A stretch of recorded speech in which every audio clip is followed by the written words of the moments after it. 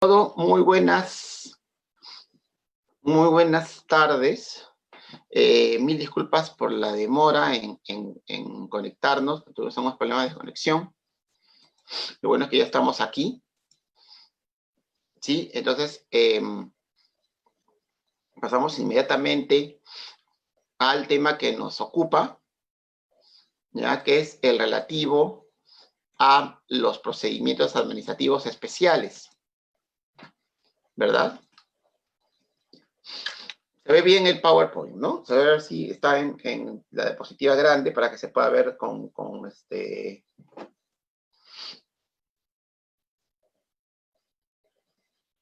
Ya, muy bien. ¿Ya? Entonces, pasamos entonces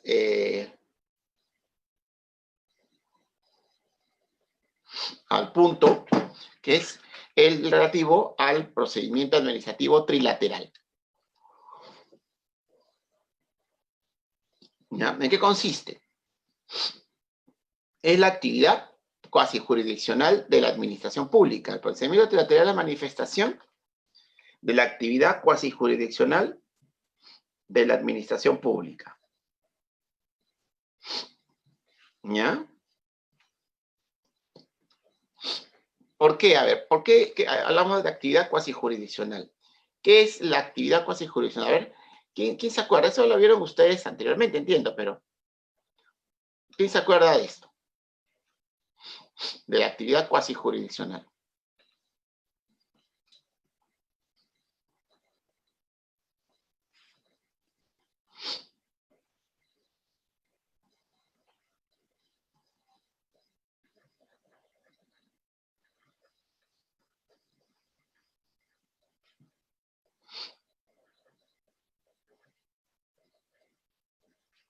No se peleen por contestar, ¿eh?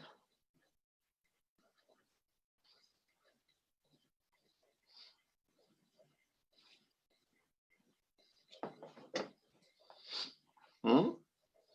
Eric nos dice, si nos referimos a actividad sancionadora. No, esa es la actividad sancionadora de la administración, pero ¿qué cosa es la actividad cuasi jurisdiccional?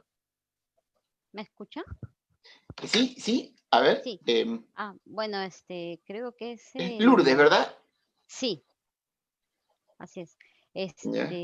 Creo que es cuando la administración se asemeja más a lo que es la función jurisdiccional, es decir, la administración hace de juez, tipo Ya, muy juez en este bien. caso, porque son partes, no es parte del procedimiento, sino es quien va a dictaminar, ¿no? Va a solucionar un conflicto, una controversia, una discrepancia entre privados o también públicos, o creo yo también entre públicos y privados.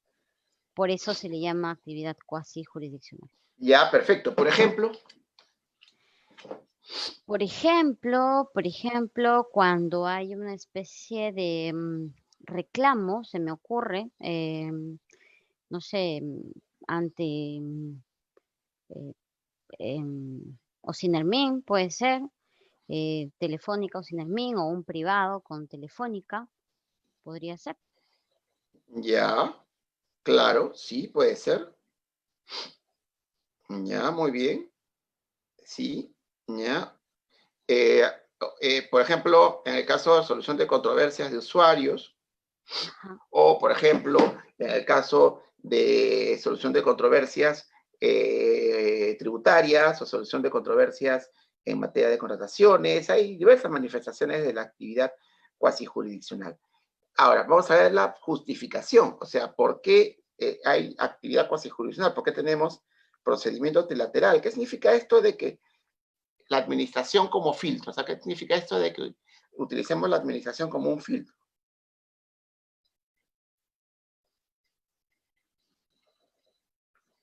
¿Mm?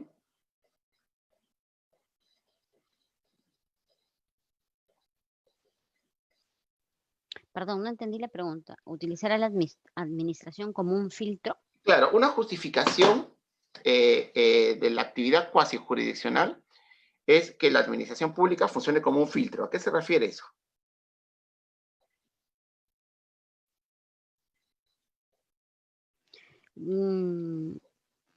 Imagino que es porque entre las partes mismas no logran resolver su problema, entonces tiene que haber un tercero que lo haga con imparcialidad y escuchando ambas partes, ¿no? Ya, pero ¿por qué eso no lo hace el Poder Judicial? Si para eso está. Uno, creo yo, el primer motivo es por un tema de carga Ya, ok. judicial, ¿no? Ajá. Porque si todo iría al Poder Judicial estaríamos peor de lo que estamos ahora.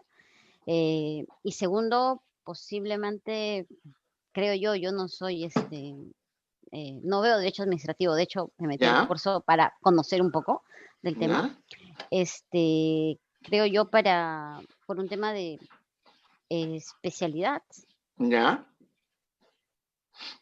Ya, claro, o sea, para que sirva como un filtro para que no todo llegue al Poder Judicial, ¿no? O sea, para que se vea la manera de resolver los conflictos sea administrativa, Así es, ¿no? ¿No es cierto? sí. Eso es, ya, muy bien, muy bien. ¿Ya? Entonces, eso es correcto. Ya, genial. ¿Ya? ¿Y qué es esto de los tribunales y consejos especiales? ¿Cómo funcionan los tribunales y consejos especiales?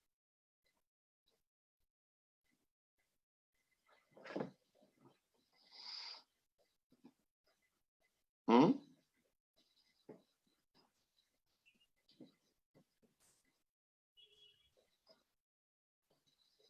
Doctor, como última instancia, Ya, como último. Pero también hay consejos especiales que funcionan como instancia, como primera instancia. Por ejemplo, en el Indecopia. que funcionan como primera, Claro, claro. Por ejemplo, las comisiones del Indecopi son antes de sala, órganos ¿no? colegiados que resuelven en primera instancia. Antes de sala. Claro, o sea, no necesariamente un órgano colegiado que resuelve en multilateral resuelve en última instancia, pero sí tiene por característica ser colegiado, ¿no? Claro. Claro, claro, eso sí, en la mayoría de los casos, quien resuelve en segunda instancia, en el caso de un trilateral, es un colegiado, no es un tribunal. Ok. ¿No? Esta es la figura, ¿no?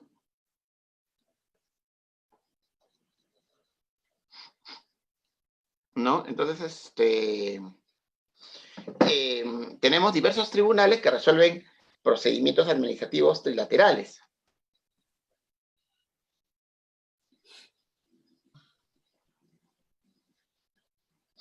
¿No? A ver, ejemplos. Me dice, la presentación, ¿no está en pantalla completa la presentación? Chequen, por favor, ¿no está en pantalla completa? No, profesor, no está en pantalla No completa, está, de no hecho se se ve. ve súper, no se ve, no se ve.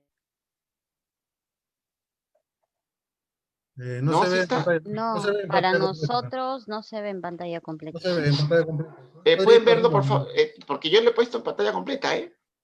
No, se ve un cuadrito arriba nada más y no es muy perceptible, que digamos. Ah, entonces algo de haber algún problema.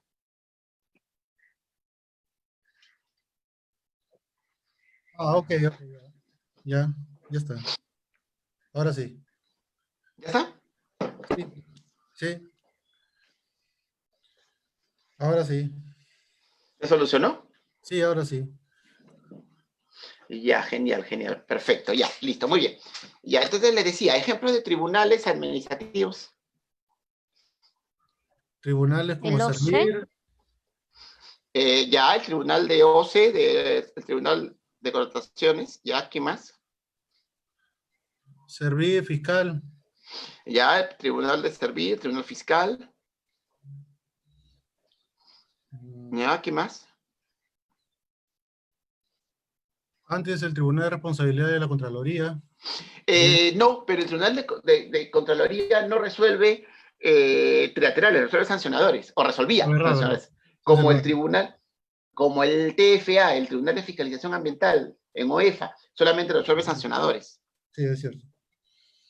Ojo, ustedes van a ver tribunales administrativos que resuelven sancionadores, tribunales administrativos que resuelven trilaterales, tribunales administrativos que resuelven uno u otro, ¿no? Ahí hay mucha variedad. ¿no? ¿Y cuál es la ventaja de los tribunales administrativos? La especialidad.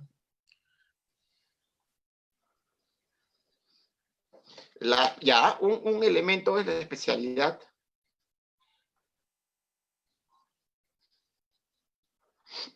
¿Ya? Otro elemento, a ver, ¿qué otro elemento importante hay de los tribunales administrativos? ¿Por qué preferir un tribunal administrativo? ¿Por qué que resuelva una autoridad unipersonal, no?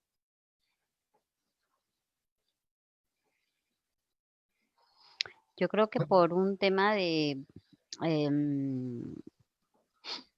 tener, no sé, 3 personas que pueden analizar tu caso, tal vez discutirlo y, y lograr un convencimiento o tener el chance al menos de lograr una persuasión.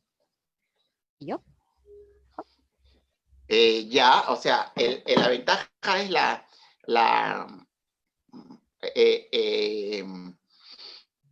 deliberación, ¿no? El 2-1, la mayoría, ¿No? Bueno, lo ideal es que tomen las decisiones por unanimidad, pero si toman por mayoría, igual ha habido una deliberación, ¿no? Yo, por ejemplo, soy vocal del Tribunal de su Salud, ¿ya? Y ahí, en general, las decisiones las tomamos por unanimidad. Yo, miren, tengo 5 años, poco más de 5 años ahí en el tribunal, y habré emitido unos 5 o 6 votos en discordia, lo sumo, máximo, ¿no? No más. Entonces, pero claro, si es 2-1 no hay problema, ¿no? Si es por mayoría no hay problema, pero siempre lo ideal es que se llegue al resultado por consenso, porque entonces hay un acuerdo producto de la deliberación. Me refiero a que hay varias posiciones de respecto a un tema, ¿no? Entonces, hay digamos, hay ideas y por ahí sale un resultado. Así es. Esa es la ventaja de la deliberación, ¿no? ¿Y qué más? Y nos dice Elbert la imparcialidad, ¿no? Más que la imparcialidad, la autonomía. No, claro, la autonomía que me lleva a la imparcialidad, ¿no? Ese es muy bueno.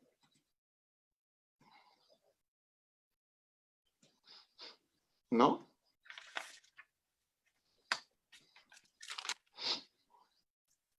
Entonces, ojo con esto, ¿ya? Bien, ¿qué más ejemplos de tribunales administrativos tenemos?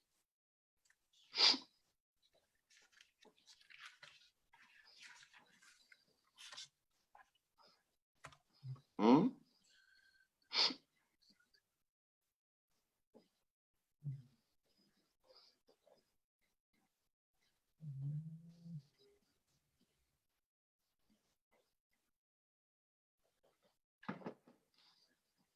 ¿No se ve?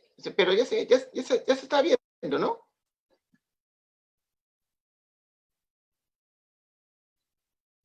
A ver, volvemos a compartir. A ver.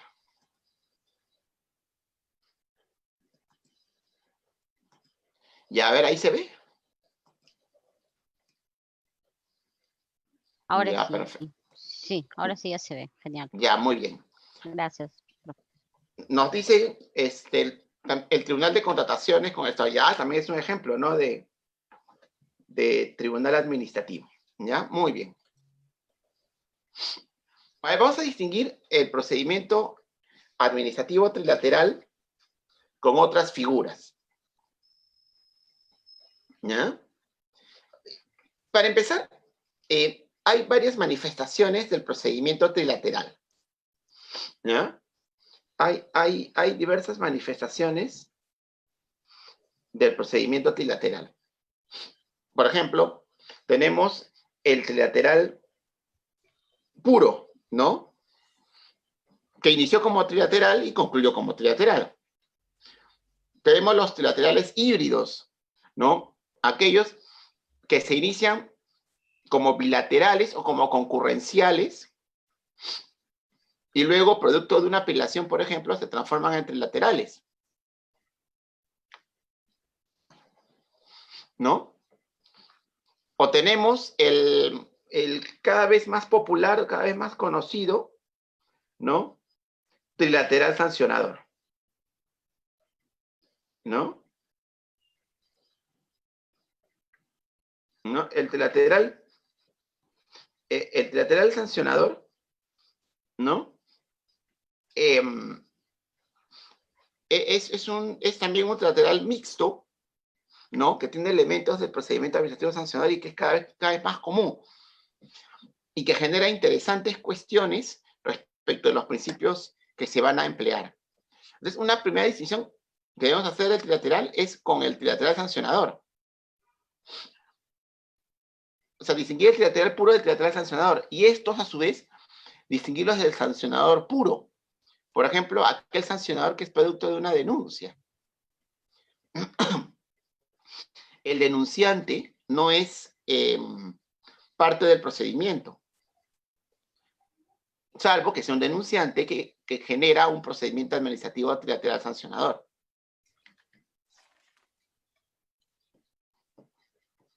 ¿No? Entonces, es un tema que es importante, ¿no? A ver, ¿qué ejemplos de trilaterales sancionadores tienen? ¿Quién se acuerda de ejemplos de trilaterales que tengan elementos sancionadores?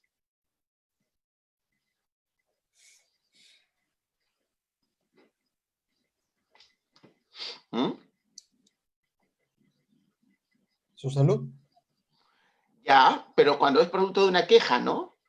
Claro. Porque lo interesante de su salud es que tramita tanto sancionadores puros, cuando son producto de una supervisión o productos de una denuncia químicamente pura, o cuando son productos de una queja. Un paciente, por ejemplo, que es afectado en su derecho, presenta la queja. Esa queja genera un trilateral sancionador. Porque si bien es cierto, el quejoso está buscando satisfacer su derecho, ¿ya? El resultado, ¿ya? Es que se va a generar una sanción, eventualmente se va a generar una sanción para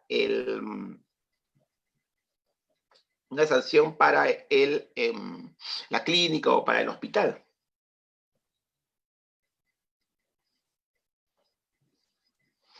¿No les parece? Pero en primera instancia no se queja con la clínica del hospital.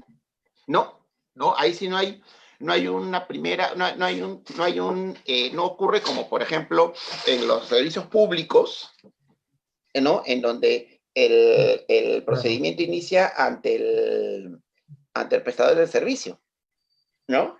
Ujú. Claro. Entonces, el procedimiento, la queja se presenta directamente a su salud. Ya. O sea, no es el caso, por ejemplo, de Sinermin. No, no, porque en el caso de servicios públicos, como por ejemplo, efectivamente, electricidad o telefonía, ¿no? El reclamo se presenta primero ante el operador y si el operador nos dice que no, Se ya nos va. vamos al regulador, ¿no?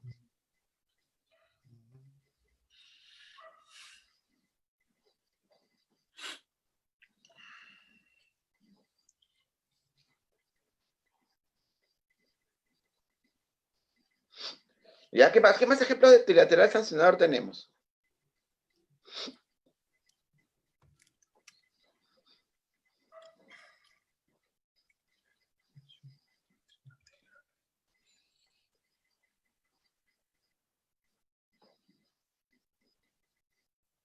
OEFA. No, en OEFA son sancionadores puros. Ahí no hay una tercera parte. Mm.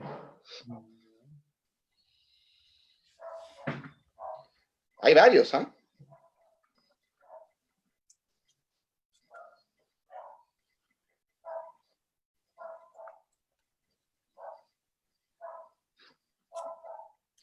¿No hay más trilaterales sancionadores?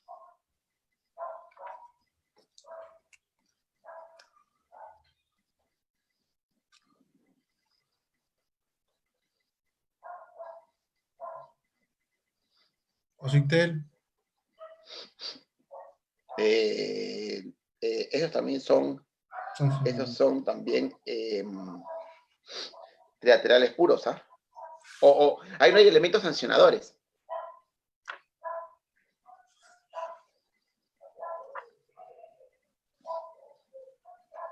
Indecopy. En Indecopy, ya, por ejemplo, muy bien, Indecopy es un buen ejemplo. ¿Qué hay en Indecopy? O sea, Indecopy, ¿qué ejemplos tenemos?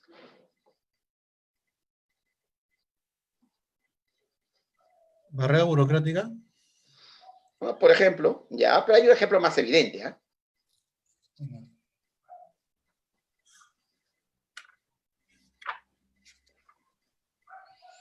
Las multas.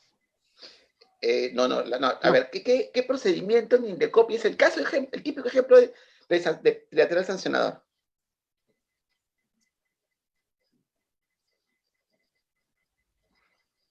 Del consumidor. Claro, protección al consumidor, ya ven. Claro, ahí está, muy bien, Cristian nos dice protección al consumidor. ¿No? Uy, se movió esto, disculpen. Protección al consumidor. ¿No? Y también en menor grado, competencia desleal y libre competencia, ¿no? En menor grado. Claro, competencia desleal tenemos, pues, el denunciante es un competidor que está siendo afectado, ¿no? Y en libre competencia es una situación un poco menos común, pero sí, también en ambos se da que el procedimiento es producto de una denuncia que en verdad es una reclamación, ¿no? Una denuncia que en el fondo es una reclamación. ¿Ya?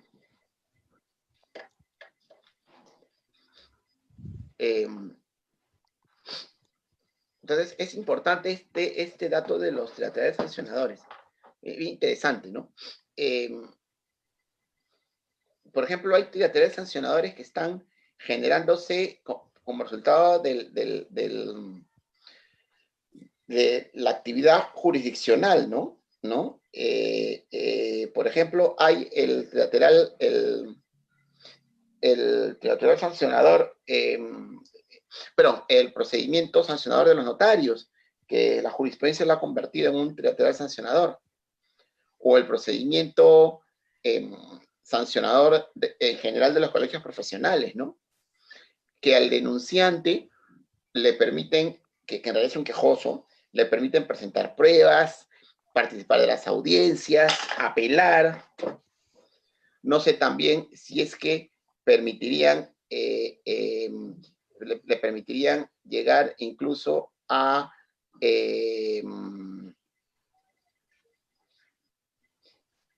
le decía, incluso le permitiría eventualmente llegar al Poder Judicial, ¿no?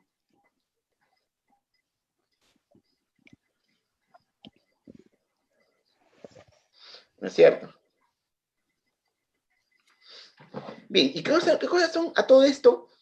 ¿Qué cosas son los procedimientos concurrenciales?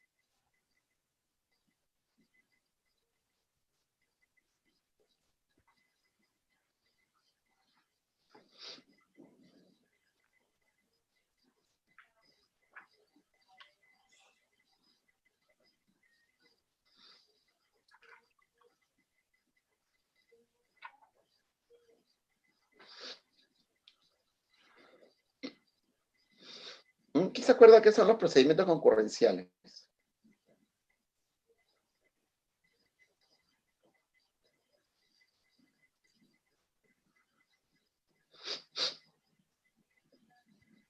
No se puede leer por contestar, ¿eh?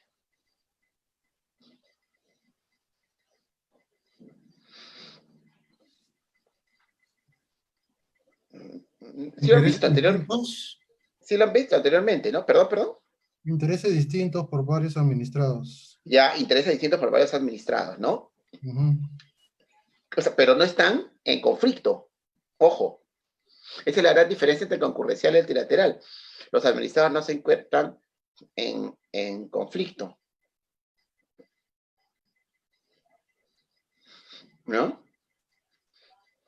A ver, ¿qué más ejemplos hay a ver, qué ejemplos, perdón, de concurrencial hay?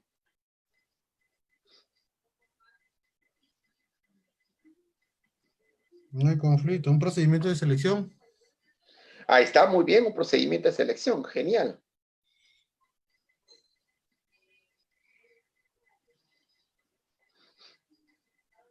¿No?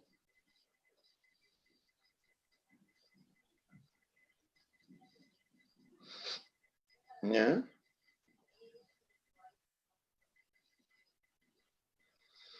Ojo con eso. ¿Ya? Los procedimientos. Entonces, ahora, un concurrencial se puede convertir en un trilateral producto de una apelación.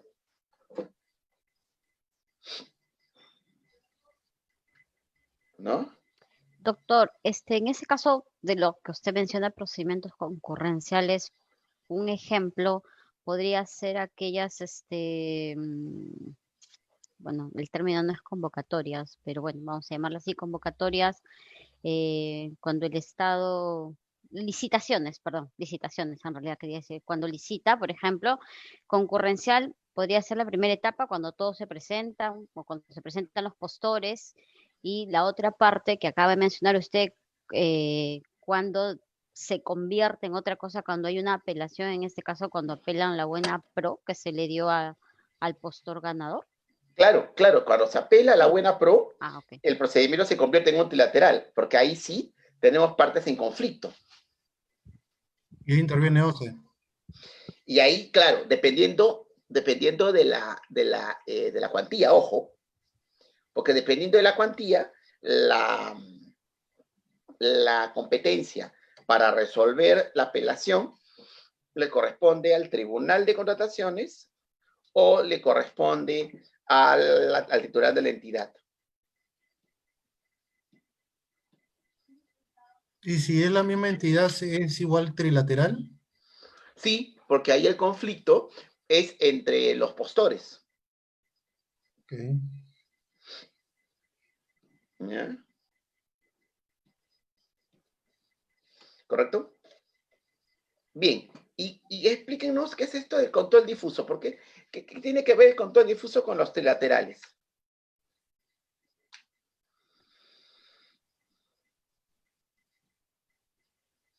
¿Mm?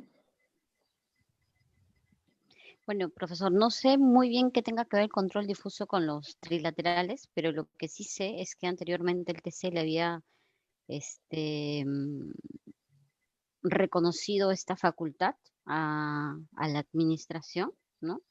Para dar control difuso, pero hace algún tiempo atrás le retiró esa facultad. No sé si hay algún tipo de excepción que se maneje a nivel trilateral, la verdad no lo sé, pero en algún aspecto, en alguna materia, pero eso es lo que sé. ¿Ya? ¿Ya?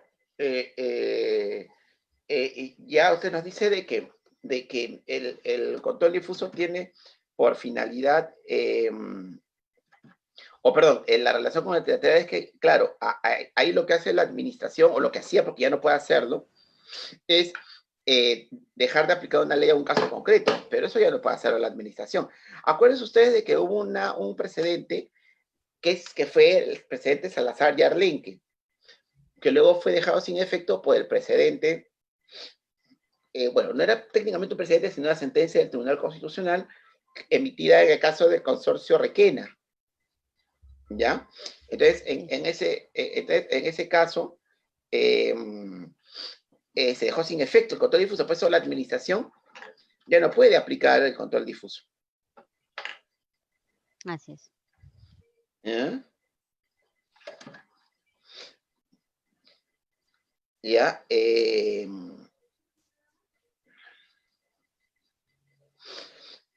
Pero ¿qué opinan? O sea, lo que pasa es lo siguiente, lo que hace lo que hace el Tribunal Constitucional es ya prohibir el control difuso, lo cual está bien, porque no tiene por qué tener control difuso la administración, ¿ya? Pero no me da no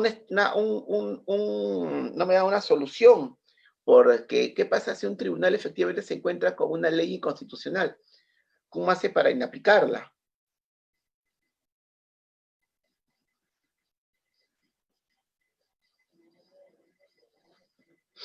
¿No?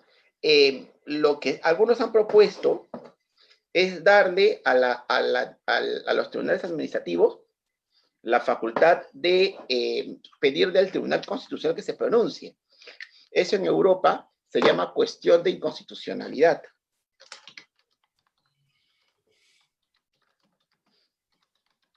¿No?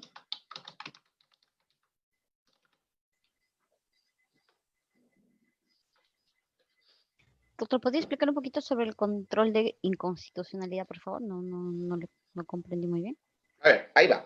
¿Qué es lo que ocurre? Acuérdense ustedes que de acuerdo a la Constitución, al artículo 238, los jueces, ante el conflicto entre una ley y la Constitución, prefieren la Constitución, ¿no es cierto? A eso se denomina control difuso. Es un control de constitucionalidad de las normas. ¿Ya? Aparece por primera vez en Estados Unidos a principios del siglo XIX. ¿Ya?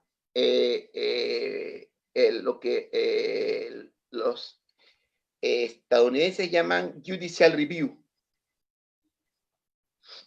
¿Ya? Ellos le llaman judicial review. Entonces,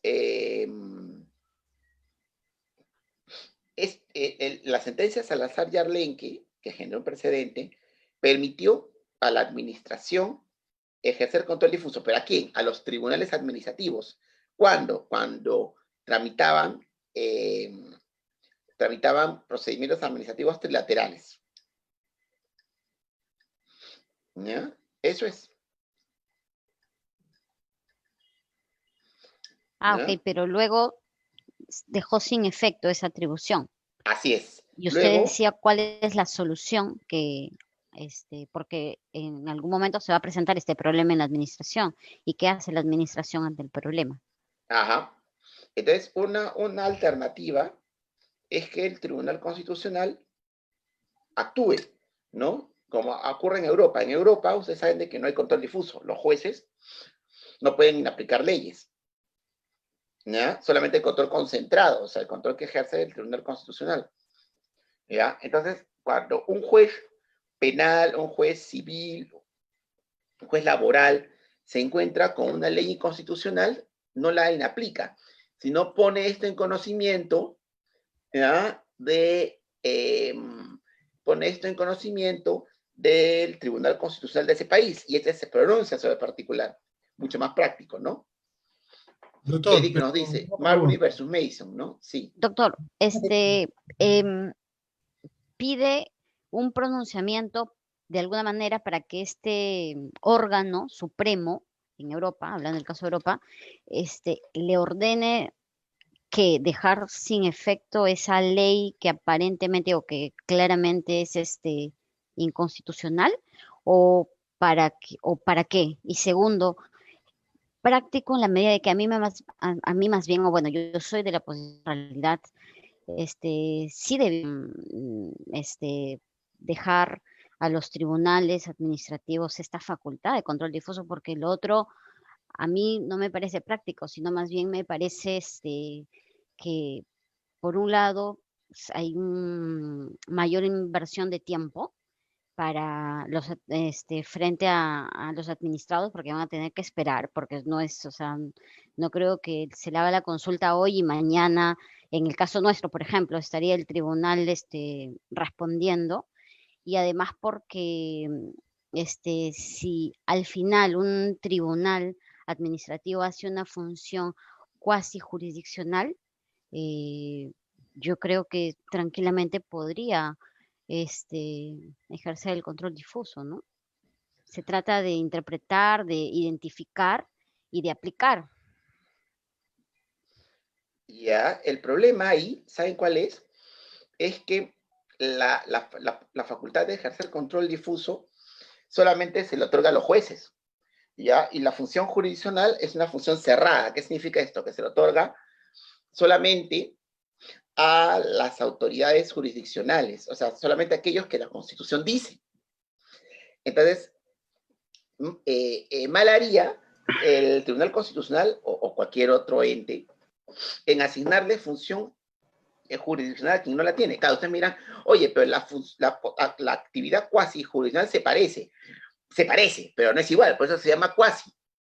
¿Qué le falta a la actividad cuasi jurisdiccional para hacer función jurisdiccional? Bueno, una es el control difuso, pero hay un elemento incluso más importante, ¿ya? Que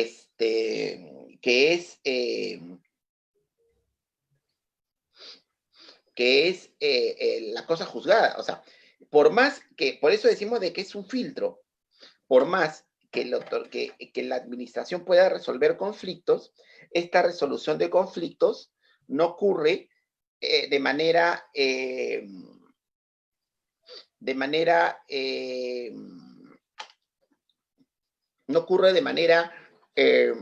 definitiva, sino lo que resuelve el tribunal siempre va a poder ser un contencioso administrativo. Por ejemplo, nosotros en el Tribunal de Salud resolvemos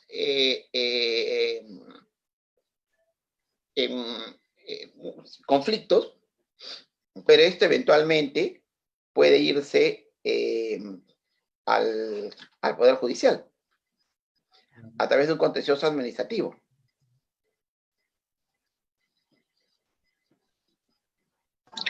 Profesor, buenas noches. Una pregunta, ¿qué tan válido sería que un tribunal administrativo pueda inaplicar una norma basada en el control de convencionalidad? Esa es una muy buena pregunta porque efectivamente se ha puesto sobre el tapete esa misma situación, ¿no? Entonces, yo ahí también tengo mis serias dudas, ¿no? Porque si el tribunal administrativo no puede ejercer control difuso, tampoco podría ejercer control de convencionalidad. La pregunta es si eso lo ratifica la Corte Interamericana. La Corte no se ha puesto todavía en esa situación, no se ha puesto en ese dilema, ¿no? Lo que ha dicho la Corte Interamericana es que el artículo, se me va el número 23, 24, de la Convención referida a las garantías judiciales, también se aplica a los procedimientos administrativos. Interesante, ¿no? Eso ha dicho. Pero no ha dicho de que puede aplicarse control difuso. Porque ojo con este detalle, el control difuso no es una regla general. De hecho, solamente existe en un puñado de países. En Europa no existe, simplemente no hay. En Europa ni siquiera los jueces tienen control difuso, ¿no? Un juez que inaplica una ley a un caso concreto, lo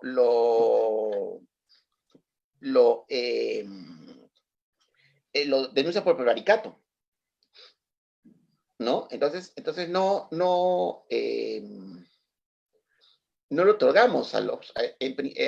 porque claro, la regla general debería ser, o sea, la regla general en un país es tener un sistema u otro sistema de control de constitucionalidad. Teóricamente, quien tiene control concentrado no debería tener control difuso, y viceversa, ¿no? Ese es el detalle, ¿no? Entonces, veamos esto con detalle, ¿no? Es un tema interesante, ¿no? Bien, entonces, seguimos. ¿Cuáles son los principios del procedimiento administrativo trilateral? ¿No? Tenemos la preclusión limitada, claro, porque, o sea, ustedes saben de que en el procedimiento administrativo hay un principio que es el de unidad de vista. Pero la preclusión limitada a lo que se refiere es que el procedimiento sí tiene etapas, ¿no? Básicamente, que hay una reclamación, hay un reclamante y hay un reclamado, ¿no? Y hay una contestación de la reclamación, en consecuencia, ¿no? Pero es una preclusión limitada porque la ley señala que eventualmente la administración podría admitir la contestación de la demanda fuera de plazo, ¿no? ¿no? Bien, de ahí tenemos la verdad material limitada, ¿no? Que también es un tema que hay que verlo con pinzas, que lo que nos dice en realidad es que la administración tome en cuenta la actuación probatoria de las partes y sí, sin descuidar su propia actuación probatoria. ¿Ya? Entre signos de interrogación, el informalismo limitado no lo veamos, o sea, no hay que verlo digamos, tan rígido, o sea, el informatismo busca no ser rígido, pero a lo que se refiere es si es que efectivamente vamos a darle informalismo a ambas partes, porque si vamos a preferir las pretensiones de un administrador respecto del otro, lo que estamos dándole es una ventaja estratégica, ¿no? Y un cuarto punto es la imparcialidad, ¿no? ¿No? Acá ya hay evidentemente un nivel alto de imparcialidad porque son dos partes en conflicto. Y esa imparcialidad no varía si es que alguna de las partes es una entidad pública, ¿no? Van a encontrar ustedes varios supuestos de trilaterales en que una de las partes, incluso ambas, son entidades públicas y estas tienen que ser tratadas como administrados, ¿no? ¿No? Por ejemplo,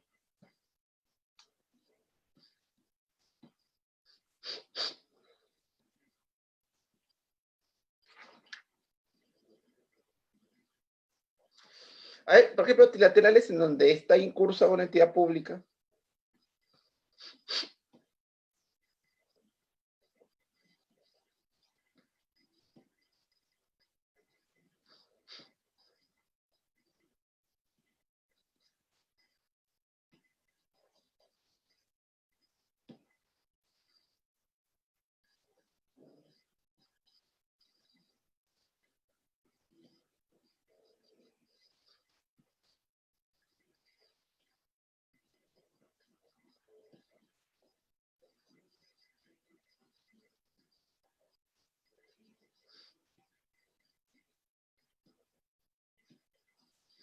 ¿No? A ver. ¿No? ¿Nadie se acuerda? No se peleen por contestar, ¿ah?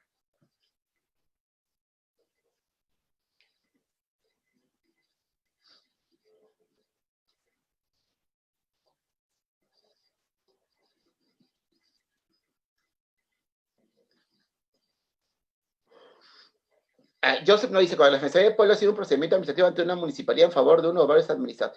Sí, pero eso no es un procedimiento administrativo trilateral, ¿ah? Porque ahí la Defensoría no resuelve.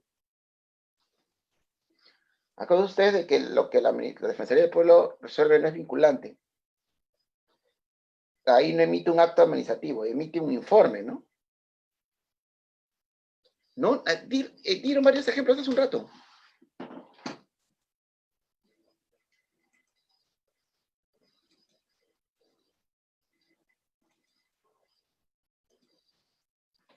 Hace rato se hablaron, para ejemplos.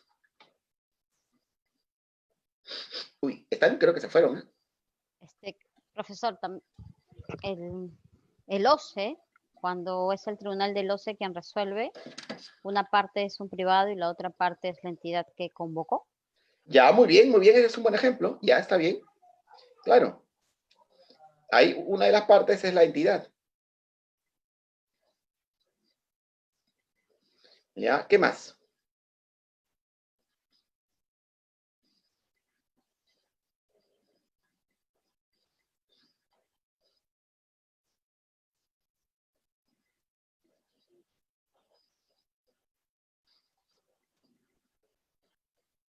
A ver, ¿qué más ejemplos?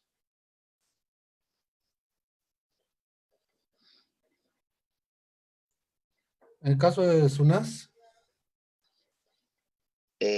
Ya, también es un buen ejemplo, ¿no? Porque las empresas de saneamiento son empresas públicas. sí, se da ¿Ya? para el público. Ajá, ajá, sí, es un buen ejemplo. Ya, ¿qué más?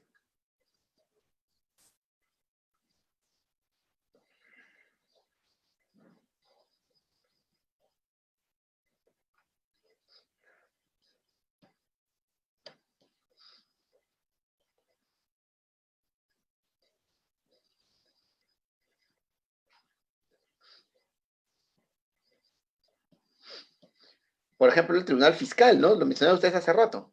¿Sí o no? El Tribunal Fiscal también, ¿no? Sí, profesor, justo lo que iba a decir, el Tribunal Fiscal también. Ya, muy bien.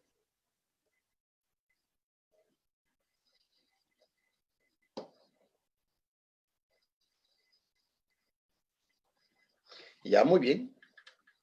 Doctor, y en el caso de que, por ejemplo, en una discusión competencial de dos entidades, como dos municipalidades distritales, y lo resuelve la Municipalidad de Lima, ahí sería un conflicto entre dos entidades y una tercera entidad, ¿también es un trilateral? Ya, sí, también, claro. Sí, también es otro ejemplo de trilateral. También, muy bien, sí, correcto. Sí, muy bien. Ya. Muy bien, ¿cómo se tramita? Ya habíamos hablado de reclamante y reclamado, ¿no? El reclamante presenta una reclamación y el reclamado la contesta. Es una especie de demanda, contestación de demanda. Hagan el paralelo. No es lo mismo, ¿ya? Pero es parecido, ¿ya? Porque yo presento la demanda y la otra parte, que es el reclamado, contesta perdón, presento la reclamación y la otra parte, que es el reclamado, contesta la reclamación. ¿Ya? Pero ahí hay un problema que es la rebeldía. O sea, la ley dice de que si no contesto la reclamación dentro del plazo, se genera la rebeldía. ¿En qué consiste?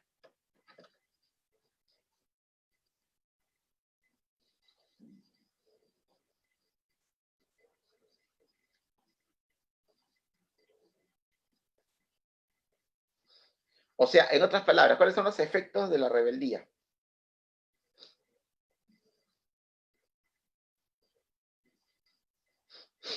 La aceptación de lo reclamado.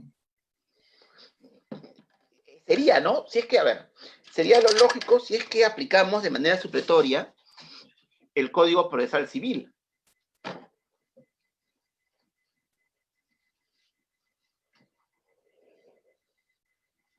¿No? Entonces, pero la ley no dice que se aplique ahí supletoriamente el Código Procesal Civil. La pregunta es si es que en un trilateral la rebeldía generaría efectivamente presunción legal relativa de verdad, ¿no?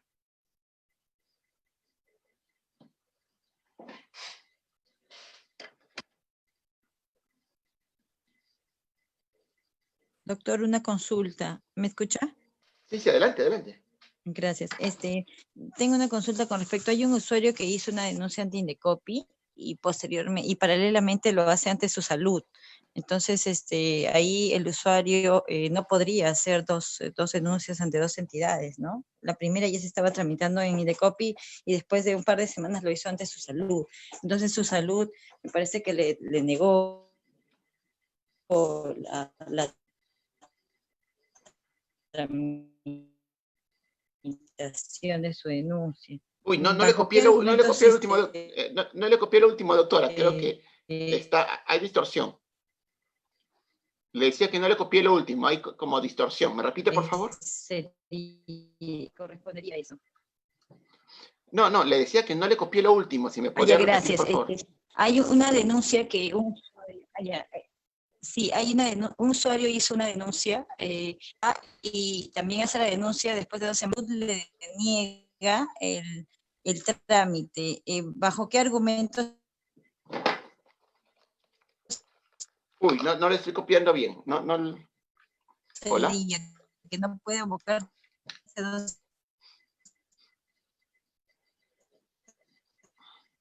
No le copié. Uy, no creo que no está bien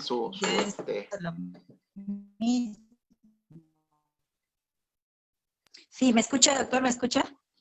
Sí, pero sí le entendí lo que me está diciendo, que Ay, hay un usuario que presentó una denuncia ante su salud y también ante Indecopi por lo mismo. Ya, lo que pasa es lo siguiente, la competencia de su salud es exclusiva y excluyente. En consecuencia, en materia de salud, servicio de salud, la competencia es solamente de su salud, ya no es competente Indecopi. ¿Ya? Entonces, si lo presento en Indecopi, lo que va a pasar es que Indecopi se va a declarar incompetente y lo va a remitir a su salud. ¿Ya? Eso es lo que va a pasar. ¿Hola? Uy, creo que la perdimos a la doctora. ¿Doctora? ¿Hola? ¿Me escuchan? ¿Hola?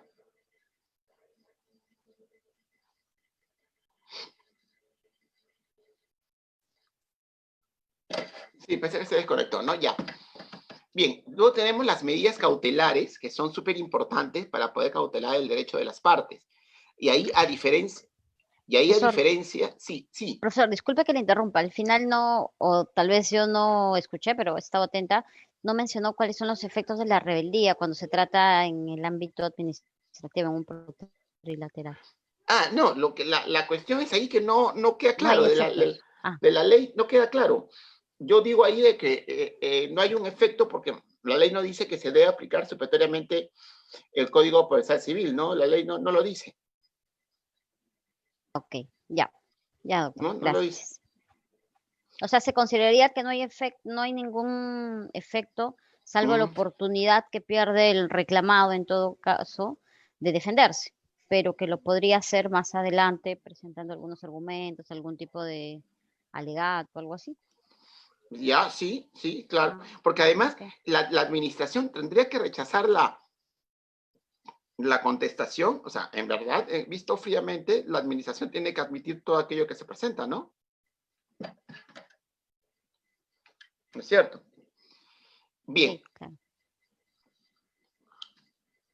Y como decíamos, en el caso de las medidas cautelares, acá a diferencia como ocurre en general, las medidas cautelares que son frente a la administración, o el administrado frente a la administración o la administración frente al administrado, acá las medidas cautelares son los administrados frente al otro, ¿no? O sea, un administrado que pide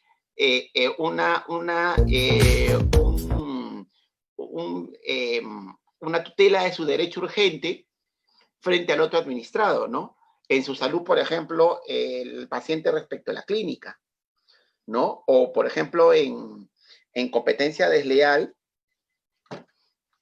¿no?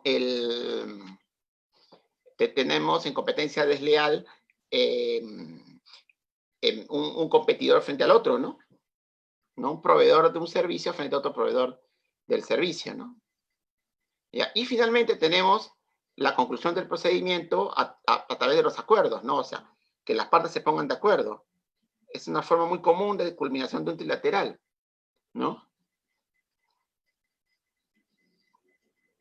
¿Y cuál es la ventaja de esto? ¿Cuál es la ventaja de que el procedimiento termine a través de un acuerdo? ¿Por qué es mejor que el procedimiento termine a través de un acuerdo?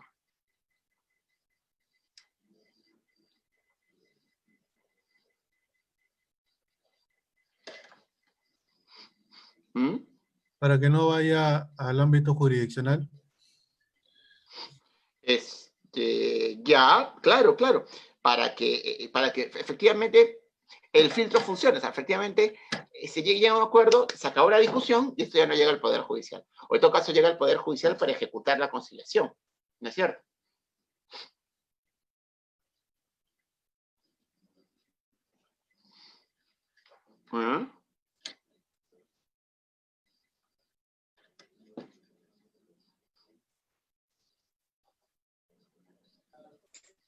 para que el usuario vea satisfecha su demanda sin llegar a la vía judicial, arbitral, ¿no? ¿no? Sin perder tanto tiempo, tanto desgaste de recursos. Así es. Muy bien, así es. ¿No? Muy bien. Eso es en cuanto al trilateral. Vamos a pasar al procedimiento administrativo sancionador. Pero respecto al trilateral, ¿hay preguntas, comentarios?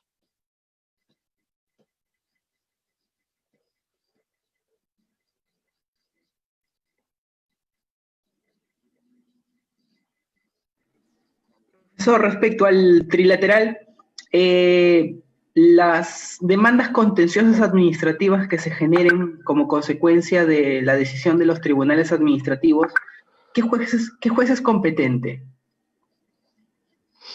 El principio del contencioso administrativo. Hay algunos casos en que es la sala, ¿no? Pero en general es el juez contencioso administrativo. Ya, claro. Acuérdense ustedes que hay en el interior,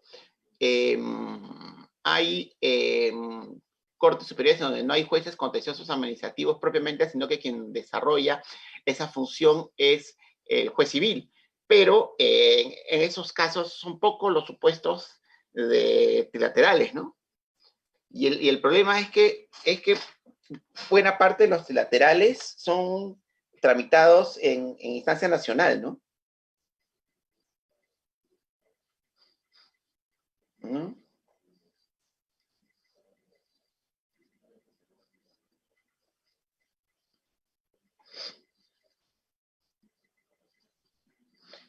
Eso es. Bien.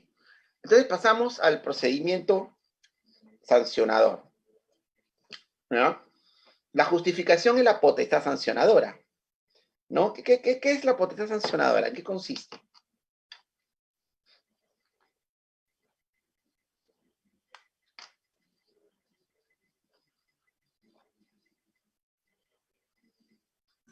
Es la facultad que tiene una entidad para sancionar mediante un procedimiento a una persona natural o tal vez jurídica. ¿Ya? ¿Y por qué le otorgamos potestad sancionadora a la administración? O sea, ¿para qué? ¿Para qué le otorgamos potestad sancionadora a la administración?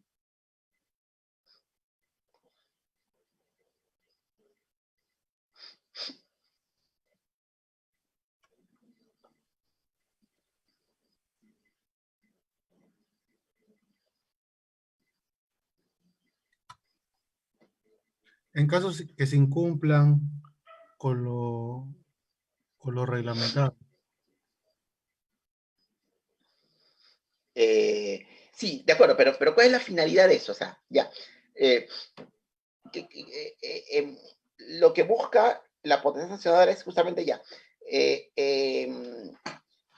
que se genere esta sanción como resultado del incumplimiento de una obligación establecida legalmente. Pero esa obligación, a su vez, ¿a qué se dirige?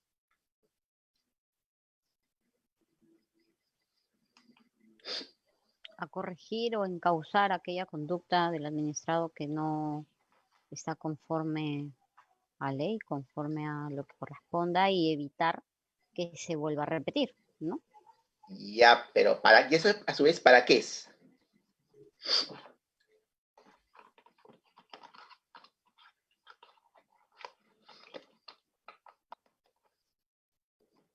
¿Cuál es la finalidad de esa obligación que tutela mediante el sancionador?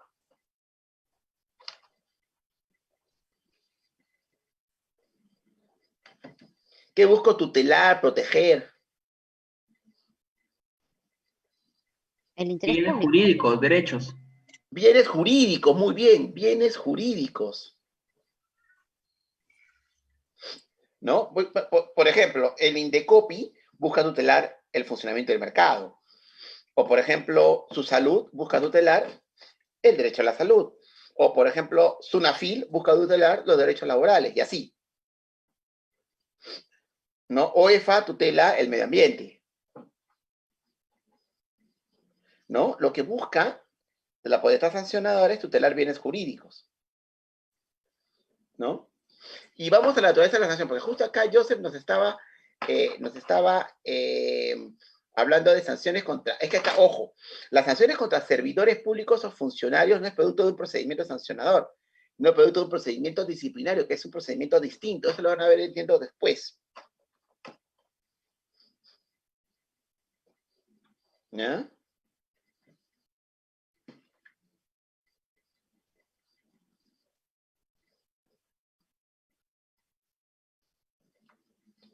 ¿Correcto? Y hay una diferencia entre sanción, medida correctiva e indemnización, que es justo lo que vamos a ver ahorita. ¿Cuál es la diferencia? ¿Quién nos dice?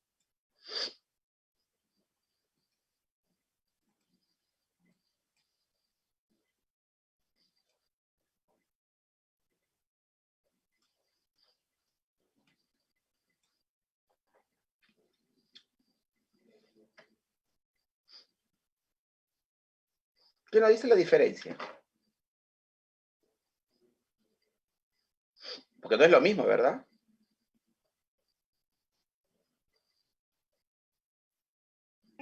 Las medidas correctivas se caracterizan por buscar el restablecimiento de legalidad o incluso en algunos sectores que la conducta infractora no se vuelva a cometer.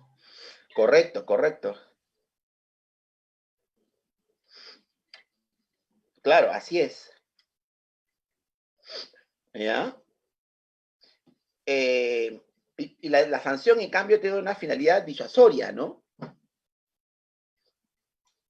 ¿No? O sea, la sanción busca más bien disuadir. Ahora, hay veces en que la medida correctiva puede resultar más disuasiva,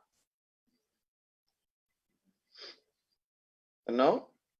Puede resultar más disuasiva que la sanción, ¿no?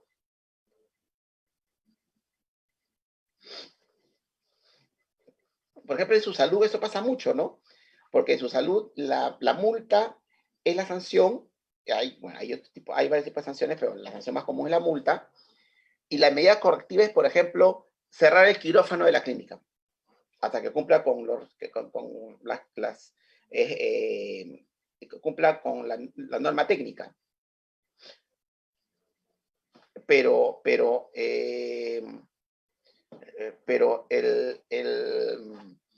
eventualmente, o sea, la multa la pago, pero ¿cuánto tiempo no funcione mi quirófano? Puede ser un daño incalculable, ¿no?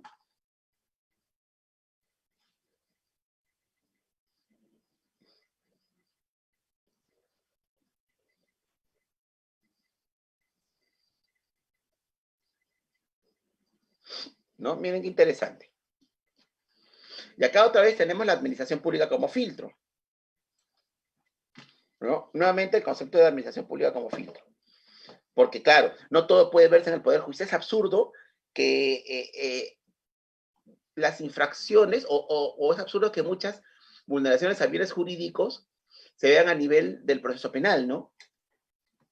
¿Para qué irnos al proceso penal? Si se puede resolver en la vía administrativa, ¿no? Claro, la cuestión acá de dilucidar es cómo hace el legislador para optar.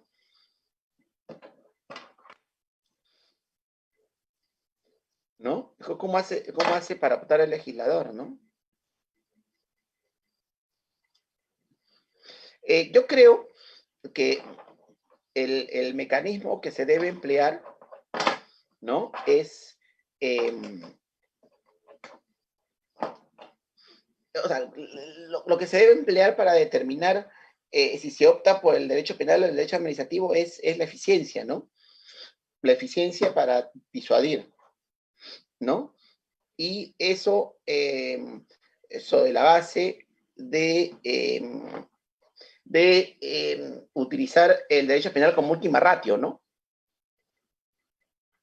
¿No? Eso se llama principio de subsidiariedad penal, ¿no? ¿No? Así se llama, principio de subsidiariedad penal. Que dice que el derecho penal se debe utilizar cuando ninguno de los demás mecanismos sirve.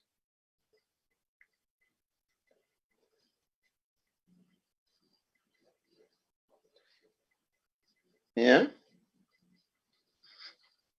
Entonces, ojo con esto.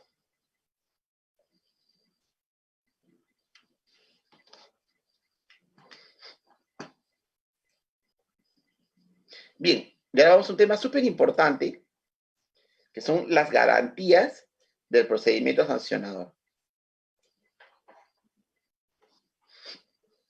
¿No?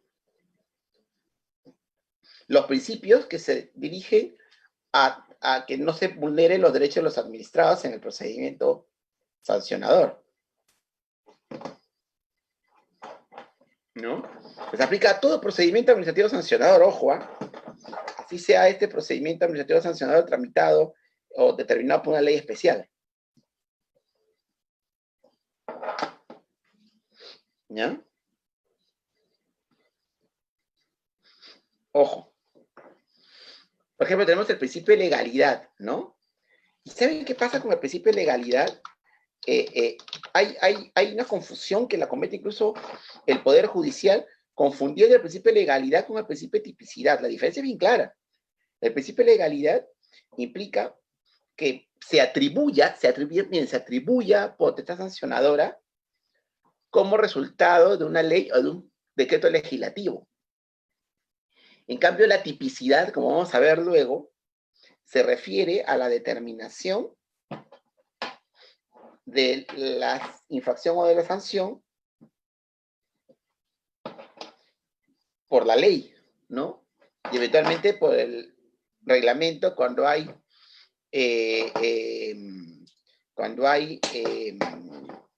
colaboración reglamentaria.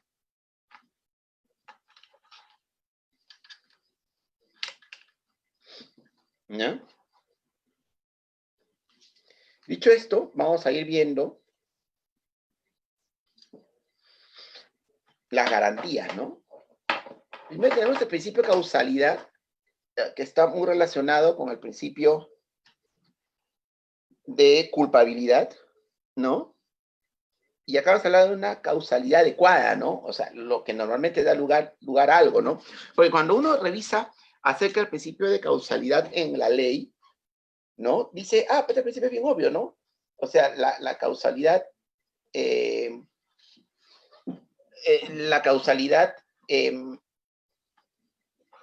está enfocada en el nexo causal, o sea, que haya nexo causal entre la actividad de la gente, ¿ya? Y la actividad de la gente y la infracción, ¿ya? Y eso tiene que ver con el principio de culpabilidad, ¿por qué? A ver, ustedes saben de que este principio de culpabilidad aparece con el decreto legislativo 1272, ¿ya? Y es un principio que tiene muchos problemas, ¿no? Primero que es un principio con truco, ¿no? Perdón. Porque nos dice que la responsabilidad es subjetiva, salvo que sea objetiva, ¿no? O sea, viene con truco, ¿no? Ojo, la responsabilidad es subjetiva, ¿eh? O sea, hay que determinar el doble la culpa, pero salvo que sea objetiva. O sea, es muy sencillo entonces que la responsabilidad sea objetiva siempre. De hecho, en muchísimos casos lo es. O sea, muchísimas leyes especiales dicen que la responsabilidad es objetiva. Luego vamos a ver ejemplos. ¿Ya? Muchísimas leyes dicen que la responsabilidad es objetiva. Es más, nadie me dice cuál es el parámetro, ¿no? O sea, la norma no establece cuál es el parámetro, ¿ya? Para que la responsabilidad sea objetiva o subjetiva,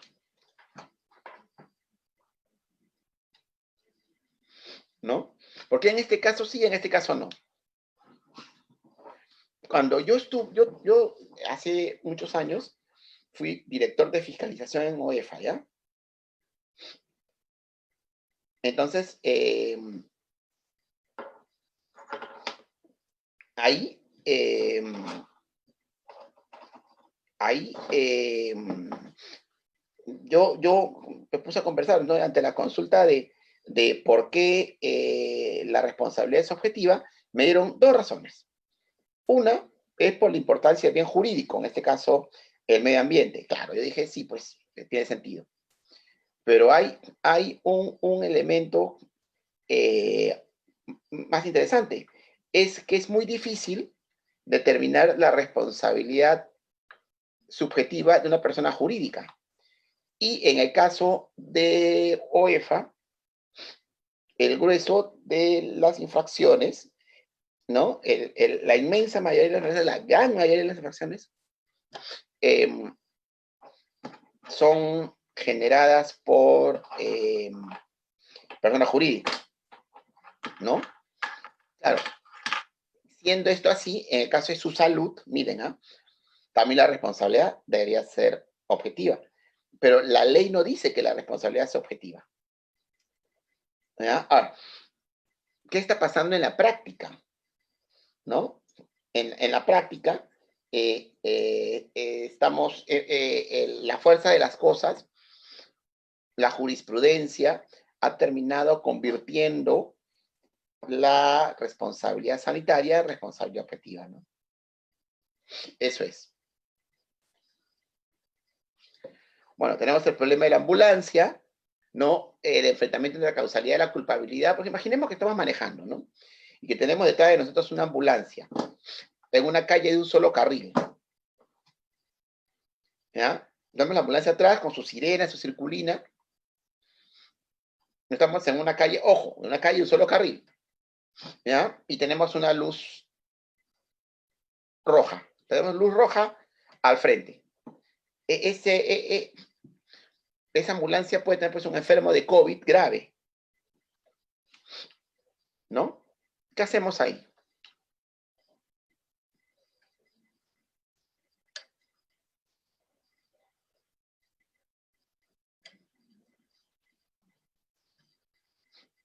¿Mm?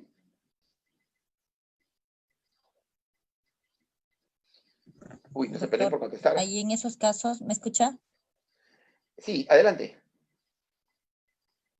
Sí, doctor, en esos casos, bueno, yo estoy trabajando actualmente en su salud y también se han dado casos de que, por ejemplo, las aseguradoras, cuando los llama uno de sus clientes para decirle que su saturación está alta, ¿no? Más de 90 o tienen problemas de respiración por esto del COVID, han ido llevando al paciente en la ambulancia, pero cuando han llegado a la clínica, no bajan al paciente hasta que la clínica dé la autorización y muchas veces la clínica dice que no es clínica COVID, ya no tienen camas UCI disponibles y la ambulancia y el asegurador los tiene que llevar a otra clínica y así pierden bastante tiempo.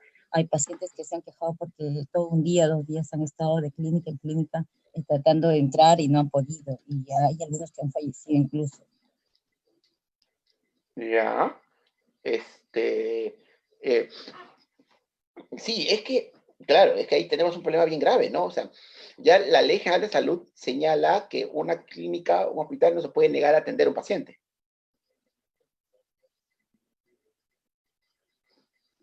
¿No? Entonces, en ese caso, sin adelantar opinión, porque fíjense que soy vocal, pero en ese caso se tiene que seguir el procedimiento, ¿no?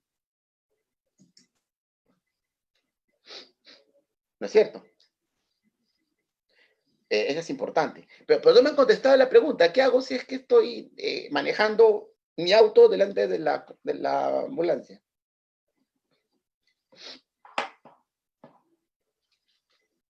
Tendrían que cederle el paso. Ojo, por eso les decía, por eso les di la hipótesis. Es una calle de un solo carril, no hay forma de ceder paso. ¿Qué debe hacer?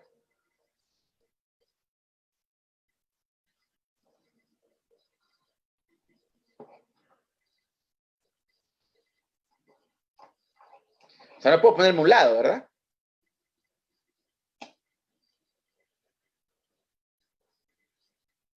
¿Qué debo hacer? Debo pasarme la luz roja, ¿verdad?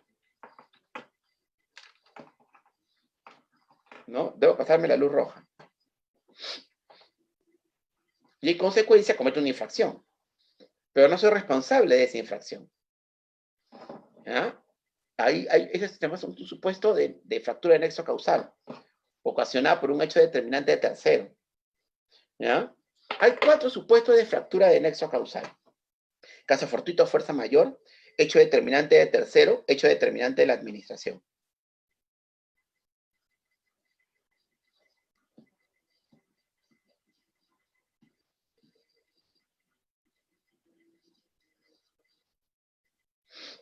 ¿Ya?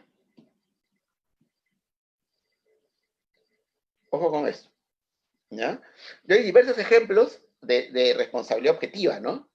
En Indecopi, OEFA, en materia de contrataciones con el Estado, en materia de tránsito, ¿no? O sea, hay diversos casos de responsabilidad objetiva, ¿no? Bien, la razonabilidad acá se confunde con la proporcionalidad.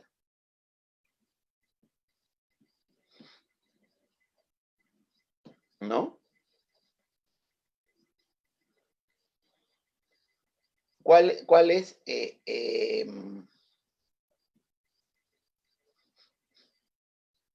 ¿No?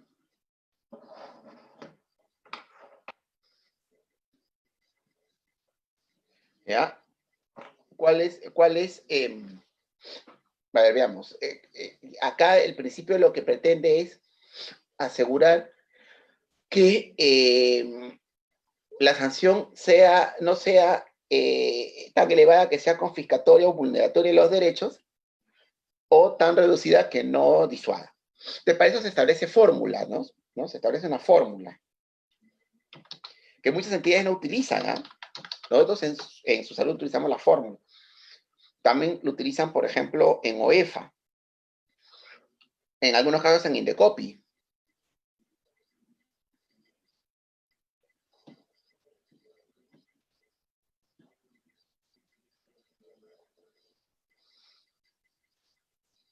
¿No?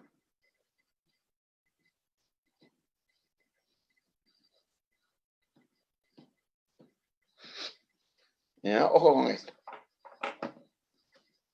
Entonces, hay diversos criterios, ¿no? El beneficio ilícito, la probabilidad de detección, la gravedad del daño,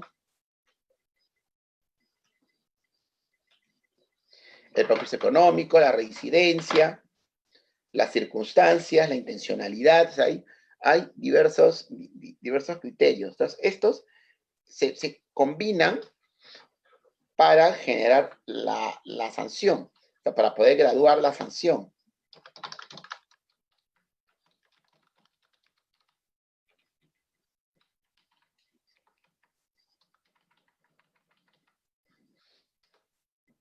¿No?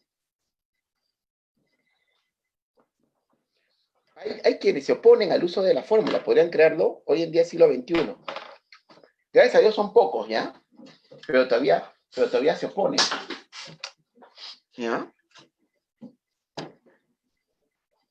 Porque considera pues de que reduce la discrecionalidad de la administración. Pero yo digo, ¿qué tiene de malo reducir la discrecionalidad de la administración? Eso no tiene nada de malo.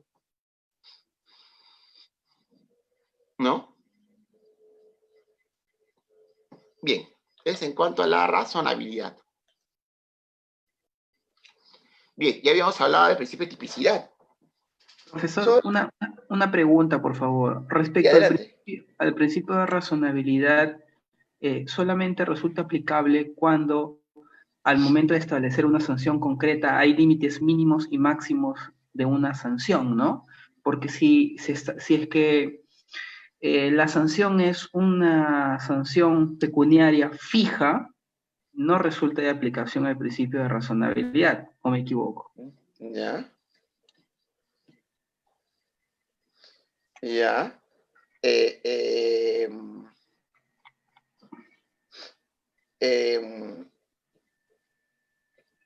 Ya, claro. Es que lo que pasa es que hay sanciones, por ejemplo, multas que se llaman multas tasadas. ¿Ya? ¿Ya? Se llaman multas tasadas. ¿En qué consisten?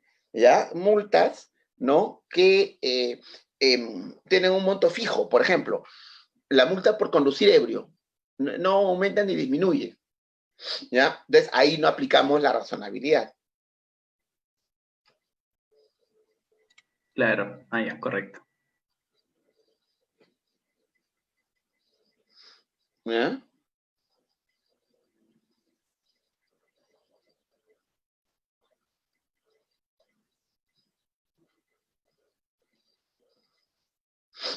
Sí, está claro, ¿verdad? Sí, doctor, gracias. Ya, entonces viene el principio de tipicidad, que lo que nos dice, ¿no? Es que lo que nos dice es que la ley es la que establece las infracciones y las sanciones, ¿ya? Pero acá hay una importante excepción, que es que la ley a veces permite tipificar por vía reglamentaria. Por ejemplo, en materia ambiental se tipifica por vía reglamentaria. En materia de salud se tipifica por vía reglamentaria. Y ahí hay otro tema, ¿no? Porque tampoco me dan los criterios para eso, ¿no? ¿Cuál deberían ser los criterios para tipificar por vía reglamentaria? Un criterio importante debiera ser la complejidad de la tipificación, ¿no? Porque a veces tipificar es demasiado complejo, ¿ya? Y eso impide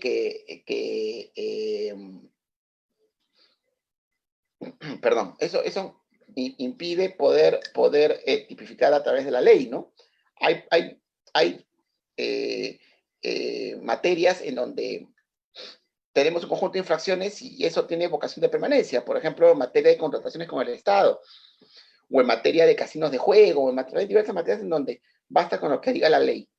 Pero no es eso así en los ejemplos que les ponía, ¿no?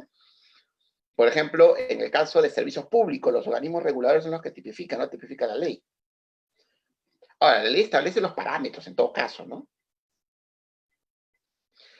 Otro elemento clave de la tipicidad es que toda infracción debe tener su correlato en una obligación. O en otras palabras, no se puede utilizar la tipificación, ¿ya?, para generar obligaciones que no existen. Que eso es muy común, ¿no? Entonces, toda infracción debe tener un correlato, ¿ya? Toda infracción tiene que provenir de una obligación.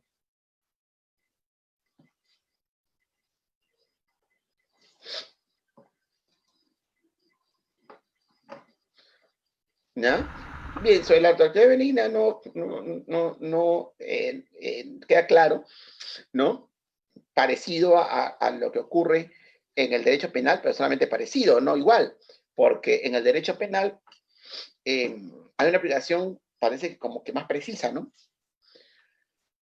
Porque en el derecho penal,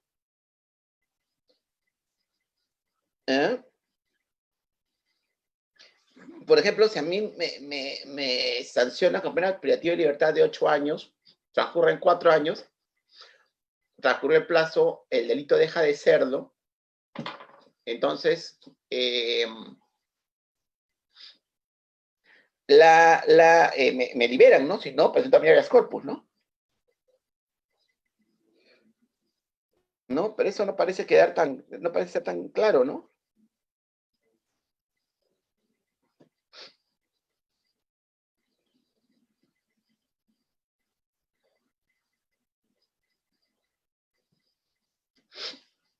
Entonces hay una aplicación diferente.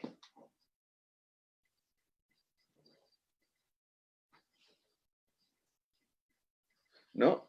La producción de ilicitud es otro principio clave, ¿no?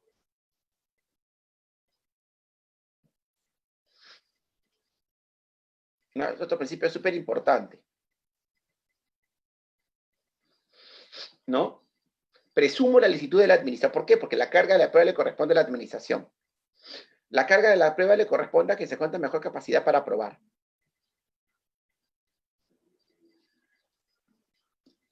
¿No?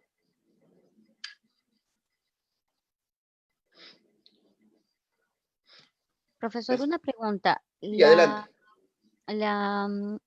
Respecto a la carga de la prueba, el segundo enunciado y el tercero se refieren también a la misma administración. Se pueden referir a alguna de las partes que tenga en ese momento, porque habla de capacidad para aprobar, quien pueda aportar elementos que contribuyan a lograr la verdad material. ¿O solamente se refiere a la administración? Se refiere en un sancionador se refiere a la administración. ¿No? Porque en un sancionador, quien va a tener siempre la carga de la prueba va a ser la administración. O sea, la administración siempre se va a encontrar en mejor capacidad para aprobar, porque, claro, no le podemos pedir al administrado que pruebe que no cometió la infracción, ¿verdad? Porque sería pedir la prueba diabólica. Ah, ok. ¿No? Entonces está referido solo a la administración. Okay. Sí, sí. Y si hablamos de lateral puro, como usted dice, claro, también la misma lógica, ¿o no? No, claro, ahí está, muy buen punto. En un trilateral puro, la administración va a buscar distribuir la carga de la prueba respecto a la mejor capacidad para aprobar en términos de hechos negativos y positivos. ¿Ya? Porque el hecho negativo de una parte es el hecho positivo de la otra. ¿Ya? Pero también la administración va a colaborar con la verdad material. Por eso decíamos que es una verdad material limitada. El término verdad material limitada, además, tampoco es muy feliz, ¿no? Ve lo que dice la doctrina, ¿no? El término que yo utilizaría es verdad material mediatizada o verdad material con elementos distintos, ¿no?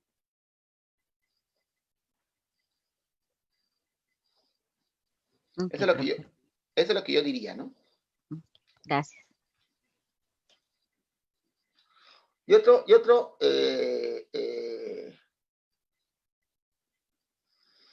principio súper importante es el non bis in idem. Es un principio súper interesante, ¿no?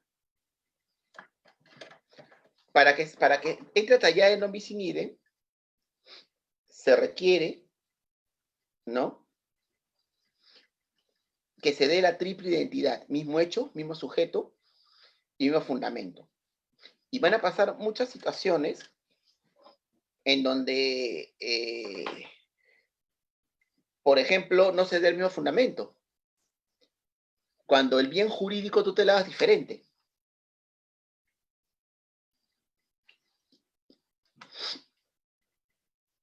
¿No? Miren, esto me parece clave, ¿eh? No puede ser que el bien jurídico sea diferente. Por ejemplo, a mí me contaban en Petroperú, ¿no? Cuando conversaba con ellos, me decían que cuando se dañaba el oleoducto, ¿no? Cuando se dañaba el oleoducto, venía OEFA y sancionaba a Petroperú por contaminar, ¿ya? Y luego llegaba Sinermin y sancionaba a Petroperú por no cumplir con las medidas de seguridad. ¿Ya? Claro, ahí pareciera que hay doble sanción, pero no la hay porque el fundamento es diferente. ¿No? ¿Qué les parece? Podría llegar Sunafil y también, digamos, respecto a un caso de trabajadores, ¿no? O sea, en un mismo hecho puede haber distintas sanciones de diferentes Claro, motivos. pero lo que pasa es que ahí también tendría que darse un hecho que implique violación a derechos laborales, ¿no?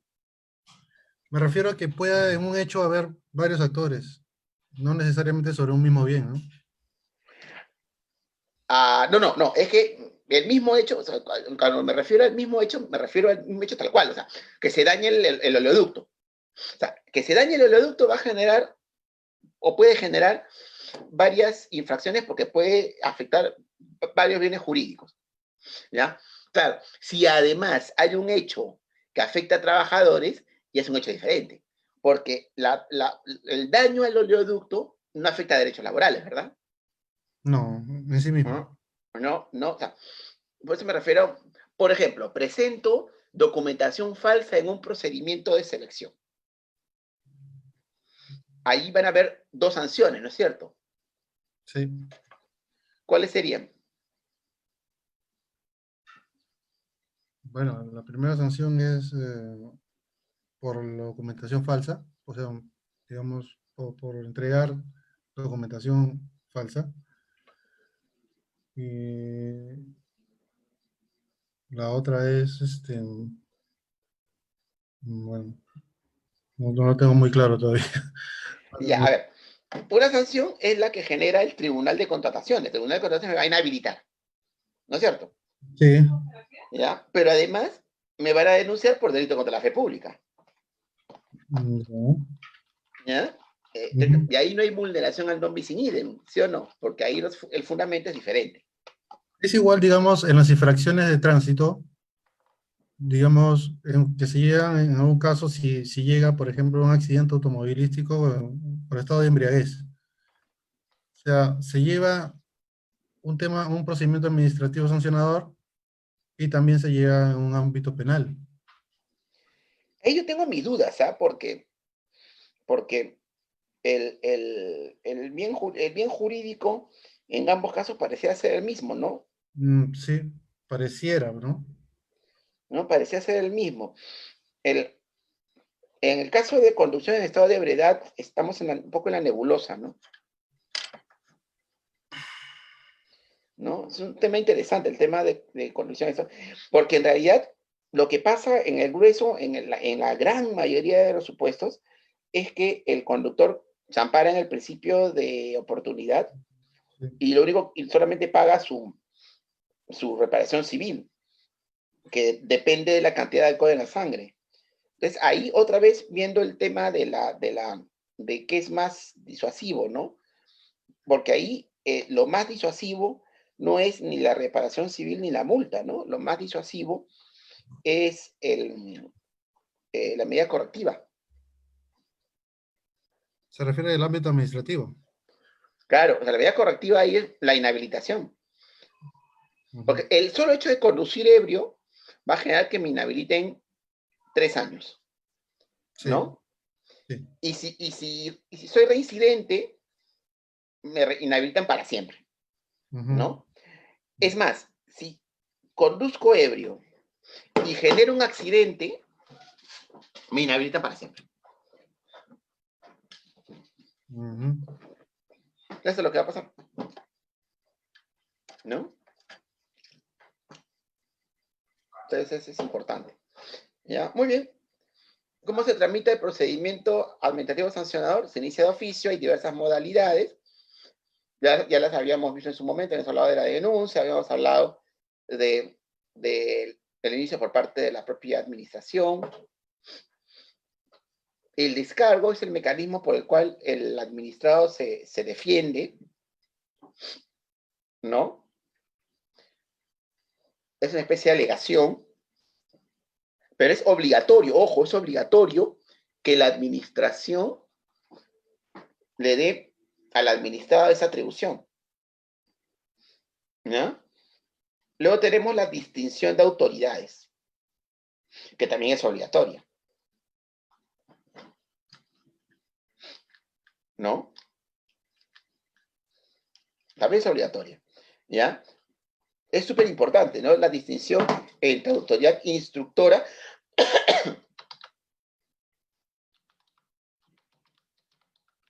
y autoridad sancionadora o resolutora, ¿no?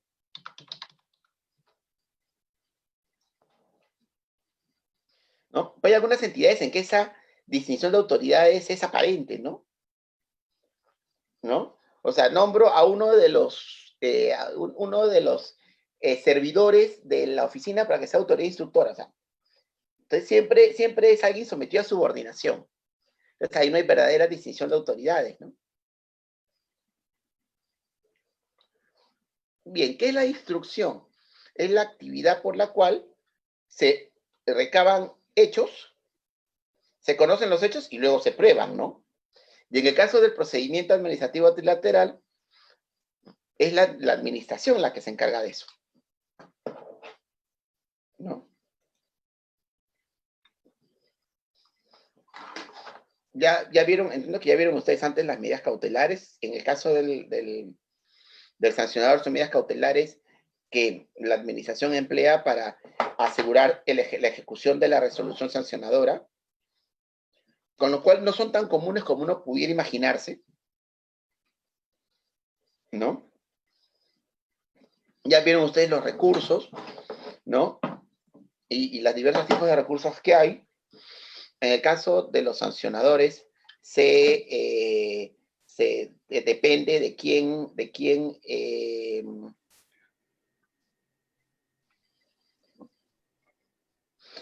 en el sancionador, ahí también hay esta distinción entre apelación que se produce fuera a la que se produce dentro. ¿Ya? Por otro lado tenemos la ejecución. Doctor, una pregunta, por favor. Respecto a las medidas cautelares, el tubo del LEPAJ no es muy claro desde mi punto de vista respecto a cuál de las dos autoridades es competente de otorgar la medida cautelar. Si es la autoridad instructora o es la autoridad que decide. Muy buen punto. ¿Cuál debería ser a su criterio la autoridad que debería disponer la aplicación de medidas cautelares? Desde mi punto de vista debería ser la autoridad sancionadora, ¿no? Pero no sé cuál es su opinión. Sí, pareciera, o sea, lo lógico sería que fuera la autoridad sancionadora, ¿verdad? Así es. ¿Ya? Pero efectivamente, como usted dice, la ley no es clara, ¿no? Hay algunas normas especiales que dicen eso exactamente, que la autoridad sancionadora es la que genera la medida cautelar. Como en OEFA. Así es. Por ejemplo. ¿No? Pero no, efectivamente usted tiene razón, la norma no es clara, ¿no? ¿No? Ahí no hay claridad. ¿Ya? Bien. En cuanto a la ejecución, hay un detalle importante, que es que la la sanción, perdón, no va a ejecutarse mientras que no se agote la vía administrativa.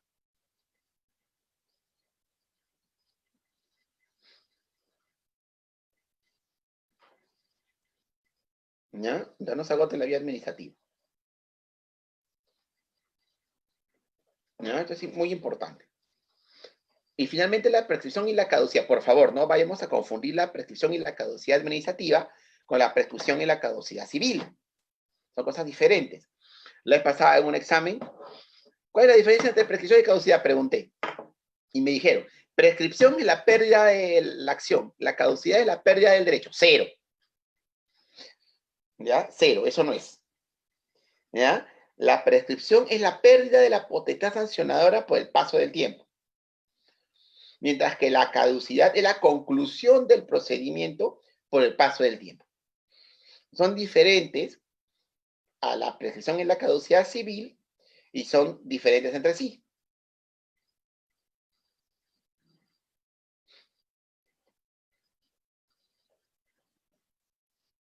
¿Ya? Ojo con esto. Muy bien, y para ir terminando, ¿qué son los eximentes y los atenuantes de responsabilidad? ¿No? La mayoría de ellos enfocados en la fractura del nexo causal, ¿no?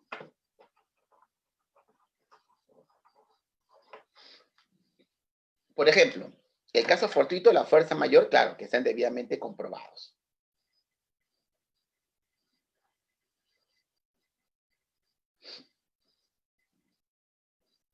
¿Ya? ¿Cuál es la diferencia entre caso fortuito y fuerza mayor? ¿Quién se acuerda?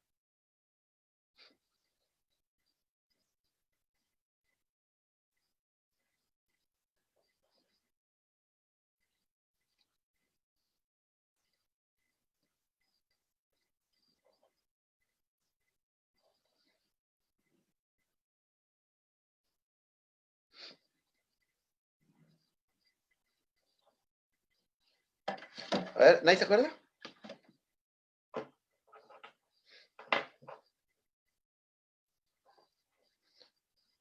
¿Quién se acuerda de la diferencia?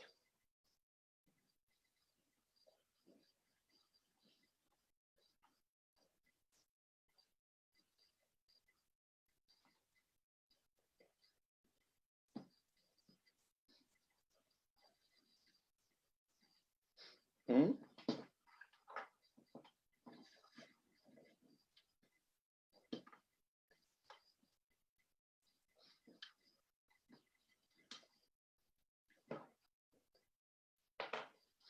¿No? ¿Nadie se acuerda? A ver, del caso sí, Fuerza, adelante. perdón, profesor. Fuerza mayor, hasta donde yo recuerdo, imagino que en civil es lo mismo que, que administrativo, por eso no sabía si responder o no, pero siempre está relacionado con básicamente o enfocado a temas o desastres propios de, por ejemplo, de la naturaleza, ¿no?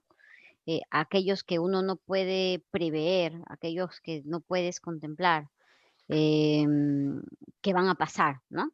En cambio, el caso fortuito, si bien son situaciones que también podrían escapar de alguna manera de nuestras manos, por así decirlo, pero son actos más previsibles de alguna manera. Bueno, en realidad ambos son imprevisibles, ¿ah? Ambos se caracterizan por ser imprevisibles. Y ambos son irresistibles, imprevisibles. ¿Ya? Pero claro, lo que usted nos dice es al revés. Mientras que el caso fortuito es un hecho de la naturaleza, la fuerza mayor es un hecho de autoridad, ¿no? Cierto, los romanos decían factum Dei y factum princeps, ¿no? El hecho de Dios, hecho del príncipe.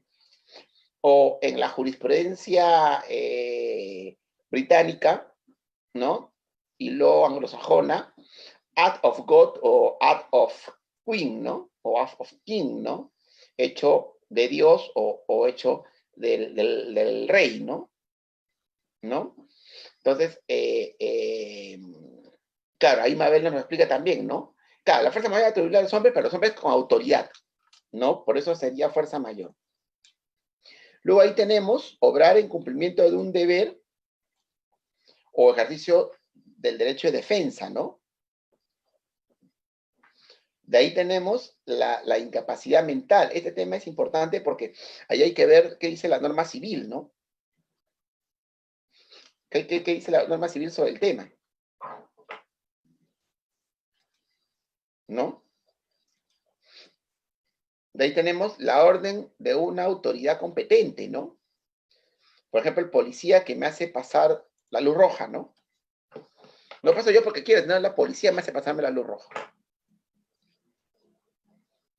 ¿No? Un clásico, el error inducido por la administración, hecho determinante de la administración es un clásico, ¿no? El error inducido por la administración, ¿no? Un acto administrativo erróneo, un reglamento erróneo.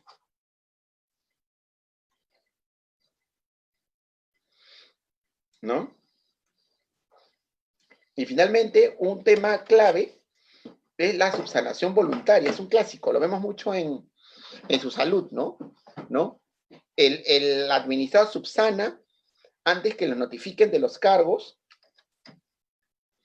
¿ya? Y se exime de responsabilidad. Claro, lo que pasa es que ahí hay que determinar qué infracciones son susceptibles de ser subsanadas y cuáles no, ¿no? No toda infracción es susceptible de ser subsanada. ¿No? Muy bien. Hemos concluido nuestra exposición, pero quisiera saber si hay preguntas, comentarios, sugerencias, reclamos. Nuevamente, mil disculpas por haber empezado tarde, pero algunos problemas de conexión. Sí, profesor, una pregunta. Las medidas correctivas son una carga, ¿no? Tan similar o en cierta manera como las sanciones, ¿no? Porque imponen algunas obligaciones al administrado. Estas medidas correctivas tienen que ser notificadas antes de su imposición de manera previa para que el administrado pueda ejercer algún derecho sobre estas, o puede transcurrir el procedimiento sin que se le diga que se le puede imponer una medida correctiva y al final en la resolución de sanción de manera sorprendente se le imponga una medida correctiva. Lo que pasa es que la medida correctiva debe estar establecida en la norma. O sea, el administrado ya debe tener una idea más o menos clara de qué medida correctiva se le puede imponer. tal como tiene una idea más o menos clara de qué sanción, ¿no? Claro, pero a diferencia es que en la mayoría de sectores no hay una correlación entre infracción y sanción como entre infracción y medida correctiva. No hay, ¿no? Entonces, no siempre va a aplicar una medida correctiva. Entonces, esa posibilidad de que tome conocimiento de la medida correctiva previamente le da la posibilidad de que se pueda defender, ¿no? Porque he visto en oportunidades que de manera sorprendente al final de la resolución de sanción se le imponen, sin que previamente se le haya dicho, ¿no?, que puede ser merecedor de una medida correctiva. Pero es que, a ver, es que ahí depende del sector y del procedimiento, porque, por ejemplo, en su salud, si yo tengo, por ejemplo, me han iniciado un procedimiento administrativo sancionador, o tengo un procedimiento administrativo trilateral, producto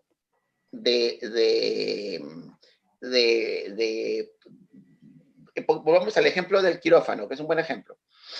Producto de que el quirófano no contaba con los requisitos técnicos, ahí yo ya sé que lo que va a pasar es que me van a cerrar el quirófano, o sea, no, ahí no hay mucha magia. Entonces el administrador va a tener una idea más o menos clara de qué medidas correctivas le pueden aplicar, porque claro, además las medidas correctivas están establecidas en la norma, ¿no? Y si esa medida correctiva es impuesta de manera arbitraria, lo que tiene que hacer el administrador es apelar, ¿no? O en todo caso dice el contencioso administrativo, ¿no? Pero previamente, el ámbito, o sea, la intensidad precisa, o sea, ya vas a ver qué medida correctiva es, en general. Pero no vas a ver qué intensidad precisa va a tener esa medida correctiva mientras no se resuelva al final, ¿verdad? Es similar a lo que pasa con una sanción, ¿no? Pienso yo. Sí, similar. Doctor, una pregunta adicional. El TUDL Pacto establece que la notificación de imputación de cargo debe contener 5 cosas, ¿no? Hechos, calificación jurídica, la norma que tipifica la sanción en la infracción, la autoridad y la norma que le da competencia a la autoridad que va a resolver. ¿Hay algunos elementos de esa notificación de imputación de cargos que no serían o que no generarían una nulidad en caso no se notifique? Pongo un ejemplo, se le notifica todo menos la base normativa que establece, que le da la competencia a la autoridad para decidir el caso. ¿Eso puede ser un vicio sustancial que amerite la nulidad de todo el procedimiento?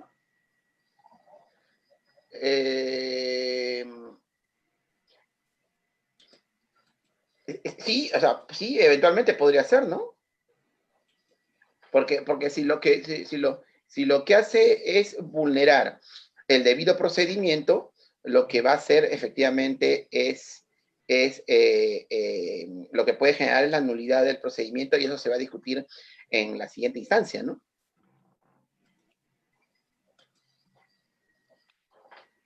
Claro, si somos estrictos, el artículo 254, inciso 3, te señala eso, ¿no? Que tiene que contener todo eso en la notificación de imputación de cargos, pero si nos vamos en la parte general de la ley, te establece de que hay vicios o errores que efectivamente no son trascendentales, ¿no? Entonces, ¿qué tan trascendental sería no establecer la base normativa que le da competencia a la autoridad que tiene que resolver?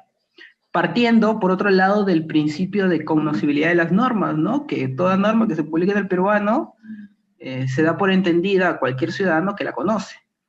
Entonces, partiendo de ahí, ¿qué tan trascendental es ese vicio como para decir nulo todo el procedimiento?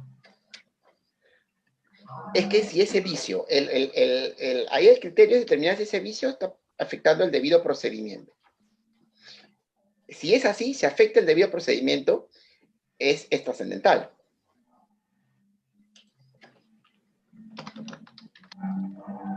¿No? En el caso que usted señala, yo creo que vulnera el debido procedimiento. Ok, doctor. Perfecto. ¿No? Muchas gracias. Sí, eso es.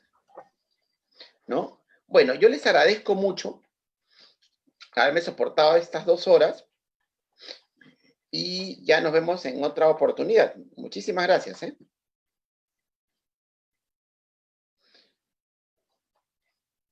Genial. Listo, gracias.